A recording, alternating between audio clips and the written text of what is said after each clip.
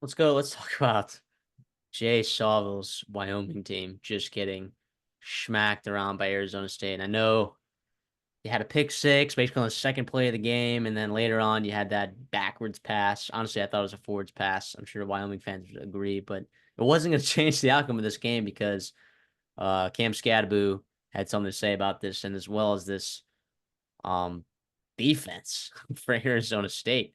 I mean, led by none other than Ryan Ward. Sam, leave it, man. I look. I know this Wyoming team, and we both picked. We were like, "How is this spread only 6.5?" But I was honestly too Nine scared and a to half. bet it. Oh, it's Uh, yeah, 6.5. Duh, six yeah. and a half. I was honestly too scared to bet it because wasn't sure what this. I mean, now Marcus Arroyo, right? You're bringing him as an offensive coordinator. You expected to be able to run the ball more effectively with him, and you did. Against a Wyoming front that's adept to stopping the defense. But we talk about this Wyoming defense, including their secondary, just not a lot there.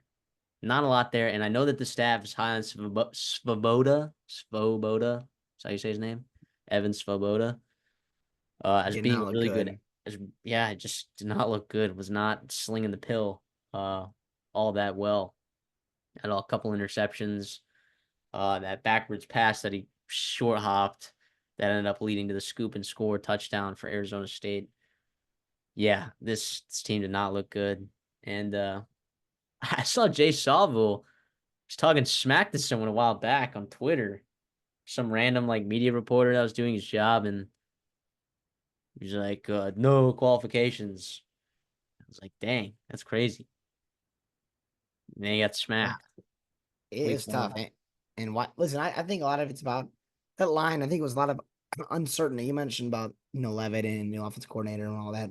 Uncertainty about Arizona State and how they're gonna look this year in year two for Marcus Satterfield. But they came out, they did their business, which not a lot of teams, I think a lot of teams struggled. And week one is just so scary as a fan base, as a coaching staff. Like, just get through it. Just get through it.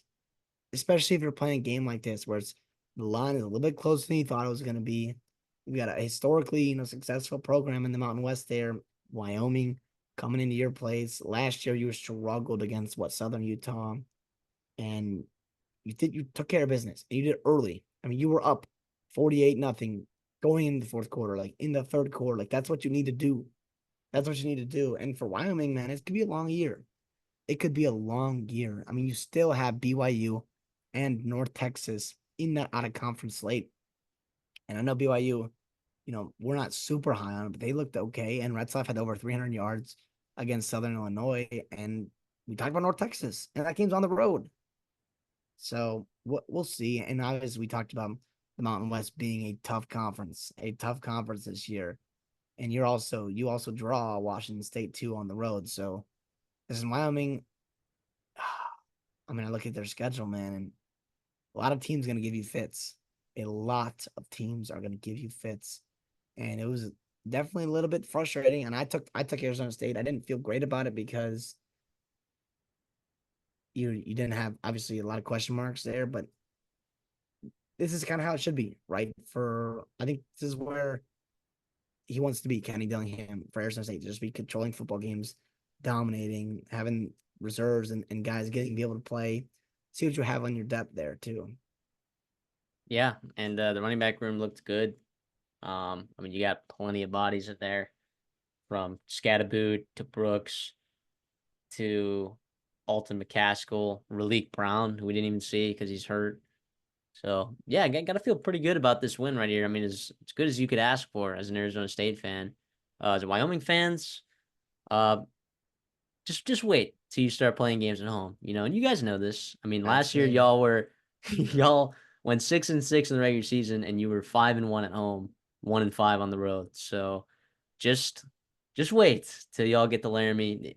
There'll be some games that y'all catch people. So I am concerned about this Wyoming team. I'm not overly concerned, right? Because we've seen the home road splits with this team are pretty drastic, more drastic than any other team in college football, which is amazing. It's little nuances like that, which is why we love college football.